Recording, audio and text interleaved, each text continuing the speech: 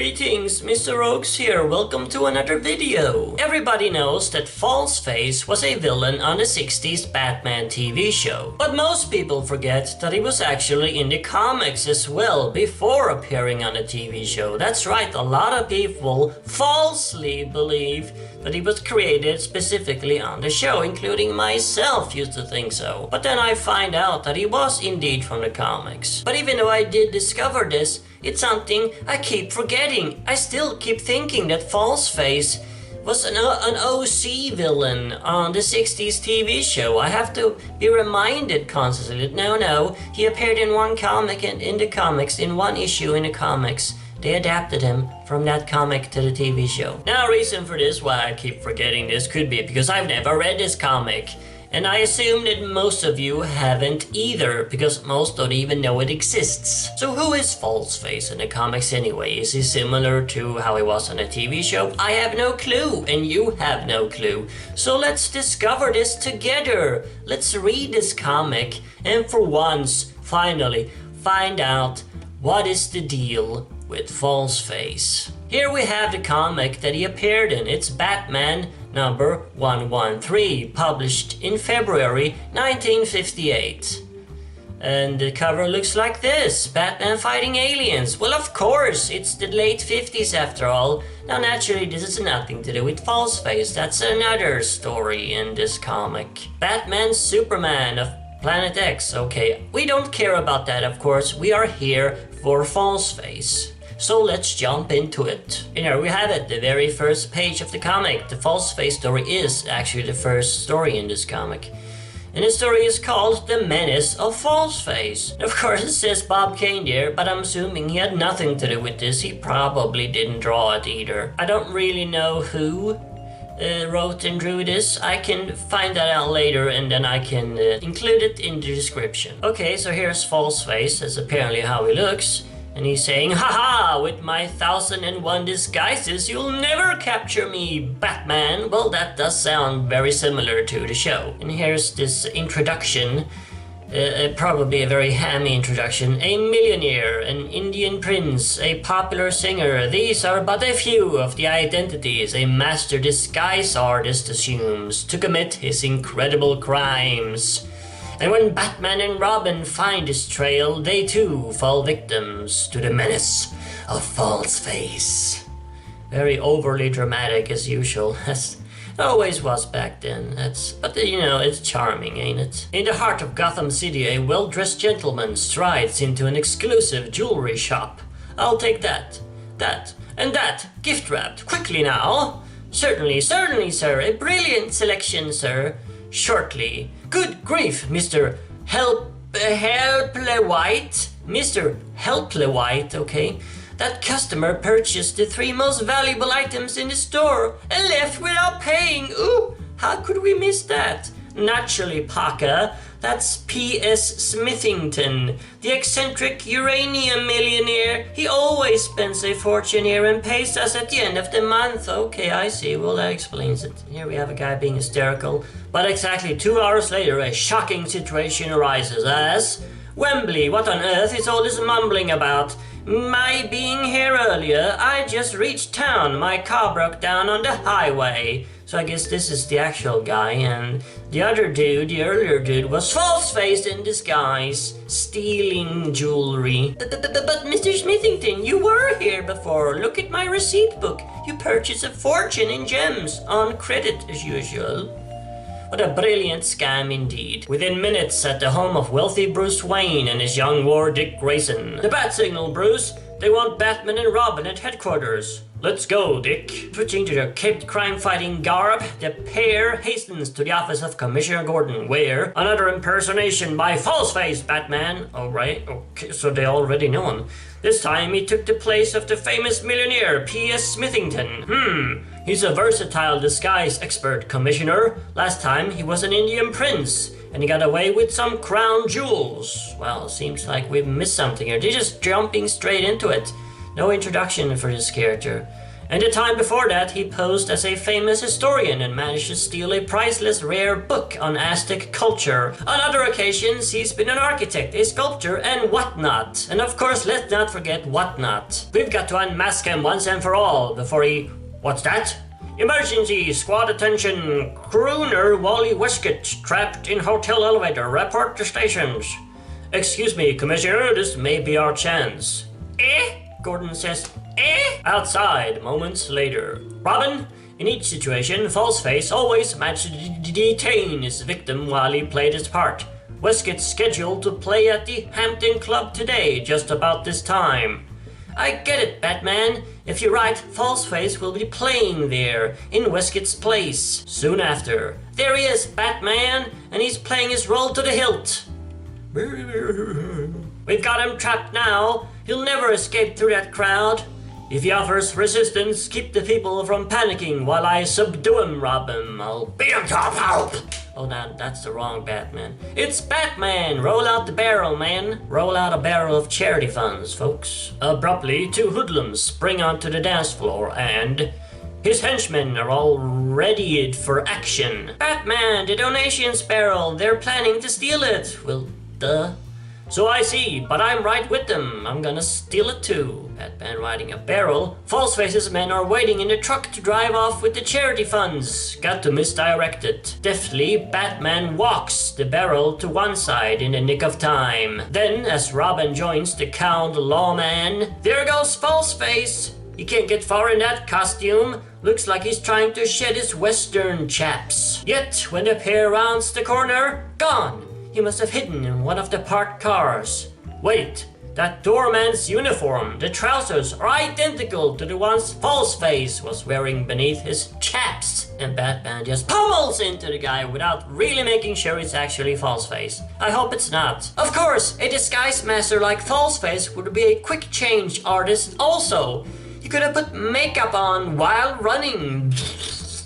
But a moment later, great cats, no makeup on his face, and his mustache is real. Pull it, Batman, pull it real hard. My God, it was actually not False-Face. Please, please, what's the meaning of this? Batman, he's beating me. Oh my God, help, help, a madman in a bat costume. Wow, I honestly was not expecting that. I was just making a joke. But okay, Batman tackled an innocent person. I'm sorry, sir, I've been tricked. A cunning thief planned for me to suspect you, really? Well, you're blaming it on False-Face. That was your mistake, bruh, just because they wore the same pants? Oh, that's alright, Batman. I don't care that you broke all my bones, it's fine. I realized you wouldn't bother me without a good reason. Gosh, this False-Face is a real tricky character. Yes, Robin, he deliberately wore trousers similar to that doorman's to delay us and give him time to escape. You just keep blaming him on that. You just won't admit that you made a mistake. You just will not admit that you just jumped to conclusions and tackled an innocent person. You have to blame it on some weird conspiracy. Presently, at a hideout on the outskirts of town. Well, boss, it happened. I knew sooner or later Batman would get on our trail. Now how are we gonna operate? What kind of accent am I doing here? It feels like I'm trying to do a redneck accent and a New York accent at the same time. And there's a fly in here. Ah, die. Relax, Pebbles. His name is Pebbles. After our next job, Batman will be finished, see? So that's how he looks like. That's his official design. I like it. Looks like Black Mask, actually. Like a golden age, silver age Black Mask. Next day, as the famed duo waits at headquarters, an emergency call comes through. Arthur Crandall, the famed explorer. Well, everybody knows of Arthur Crandall. Locked in your game room, the commissioner wants Batman to pick up the extension. From the country's foremost explorer comes a frantic plea. It's terrible, terrible! Someone has barred my trophy room door. I can't get out and I have to go pee. And in 10 minutes, I have to pee. I'm due to receive the Golden Tiger at the Explorers Club. Please remain calm, Mr. Crandall. You can always pee in a bottle. My men will be there right away. He's got guns there on the wall in the background, so I think he's pretty safe. Can he just blow open the door with his guns? I mean, these people, citizens of Gotham, are just completely helpless on their own. They can't do anything on their own. They always need Batman's help for everything, to open a freaking door. Oh, Batman, come help me. I'm locked myself into my bathroom. Please come, help. 10 minutes later, 2 caped figures race up to the fabulous Explorers building. It's fabulous, fucking fabulous. Can you see how fabulous it is? Looks so fabulous! A celebrated personage trapped, and he was scheduled to receive a valuable item. Yeah, we know. It's False-Face's pattern of crime, Robin. Keep an eye peeled for his gang out here. Right, Batman? And inside. And so, Mr. Crandall, the members have chosen you to bring the priceless gold Aztec tiger to the London Museum as an American donation of goodwill. Batman. Good. Really expected him? What is this, the Riddler or something? Suddenly, the Explorer darts from the stage and... Good grief, what's happened to Crandall? He's gone mad, I say.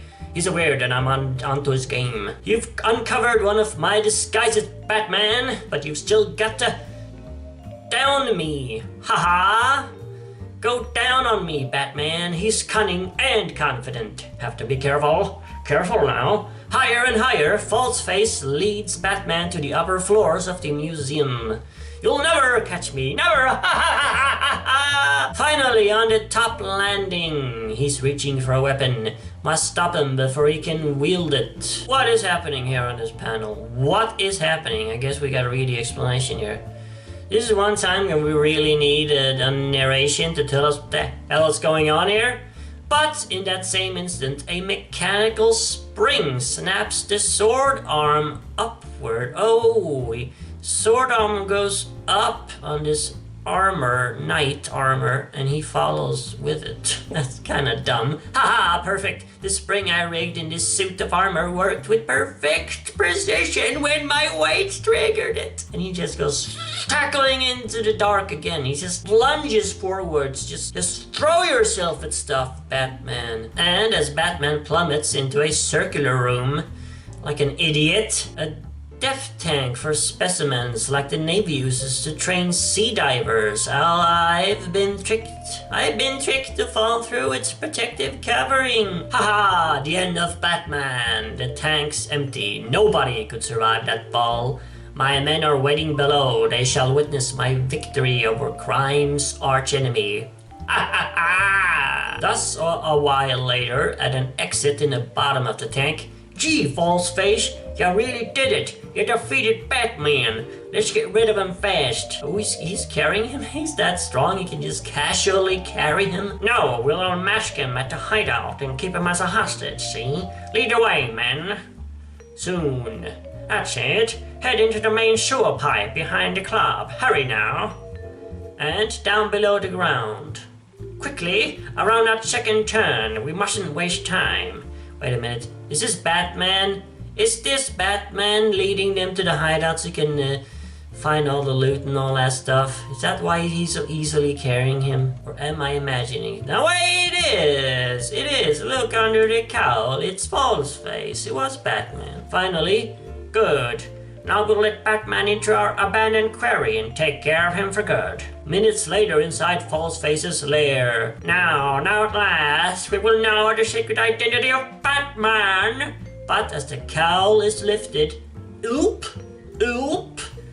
their faces, they're the same. They're both the boss. Gee, how is this possible? Batman is our boss? We've been working for Batman all along? Gee. Abruptly, as the hoodlums turn on their supposed leader, I was gonna say they turn on their supposed leader. He tricked us. Batman's taken a boss's disguise. Whew, just in time, Robin says and crashes through the door. Good work, Robin. My utility-built radio message got through to you fine. Right, Batman. I heard every one of your directions as you traveled here carrying the real False-Face. Yeah, we get it. And so, when the subdued gang has been brought to police headquarters, but Batman, when you were lured into that giant tank, how did you manage to outwit False-Face? Easy, he's an idiot. A combination of the strong plastic protective covering and some quick reflex action did it for me, Commissioner Gordon. I always hate these exposition parts in old comics. So much exposition. Always a lot of stories end this way, with Batman explaining how he outwitted the villain in some convoluted way. As the plastic ripped under my weight, I clutched the edge of the fabric tightly. That way, I was able to break my fall and swing down to the emergency tank ladder. Now, if I can reach the bottom before False-Face appears, I'll round up the whole gang and their loot. The rest was easy. Child's play, really. I knocked out False-Face with my utility makeup kit, so he has one too. I disguised myself as Crandall, the man False-Face was impersonating. Here's the real False-Face face, Commissioner. A nervous, frightened criminal. Pathetic, puny. He's an old man too, because he has white hair. And that was it. That was False-Face, the False-Face story from the comics. I don't know. I gotta say, I'm pretty disappointed. This was not very good. What did you think? Did you enjoy this? Let me know, of course, down in the comments what you thought of the story. Yeah, I didn't really like it. I much prefer the episode from the show, much better. I mean, there's nothing really to this character, neither is it on the show. It's a character completely about, all about a gimmick. That gimmick being, of course, disguises. And they used that gimmick in that episode really well, to perfection. I mean, if you haven't seen that episode and only heard of it, watch it, because it's really good, one of my favorite episodes. Really uses that gimmick of switching faces and costumes really well. This comic, I felt, didn't really do that. But just like the episode, it's also just based on that one gimmick, because there's no character to him. He's just a villain robbing stuff. And his gimmick is he puts on disguises, but I feel like they didn't really do anything interesting with it. We should have seen him switching faces constantly and just tricking Batman left and right, and there really wasn't anything like that. And he came off as a pretty pathetic villain. He got tricked easily, and I don't know. He's not very memorable either. There's nothing memorable about him at all. And his visual design, his costume or whatever you want to call it, I like this, but we only see it once. Only on one single panel do we see this look. I mean, it's not even here on the opening page. He just looks like a guy. He really didn't disguise himself as a whole lot of people either. Here is the first one. He disguises him as this guy and buys these jewels. And sure, they explain he's disguised himself as these people in the past, but that's not something we saw. And then he disguises himself as this singer, and then he doesn't disguise himself as this guy here. Batman just made a mistake and kind of refuses to admit that he did. That mustache ain't fake. Wait a minute. Stop hurting my face, you madman. And then finally, of course, he disguised himself as this guy. So just 3 people. He only disguised himself as 3 people in this story. No, I didn't find the story entertaining. I didn't find the characters interesting. The villain, False-Face, he's a complete flat line to me. Yeah, I guess False-Face is another case of a character who was improved in other media. He was made a lot better on the TV show than in the comics. And he had a default design, that very creepy mask, and that we saw a lot throughout those 2 episodes. Whereas here, yeah, we only got this design once on one panel, and it's not as good as the show anyway. Yeah, well, I finally find out what False-Face is all about in the comics, and you got to witness it live, so to speak. And you also found out, if you hadn't already, what False-Face was all about in the comics. This was it. Very underwhelming. Very underwhelming. No wonder he didn't make any more appearances. Although kind of strange he didn't after the TV show, because he was great on the TV show. Of course, as I said, let me know down in the comments what you thought of this story. Did you also think it was very underwhelming, as I did, or did you like it more? And if so, explain why. And as always, remember, Arkham Asylum awaits you in the next video.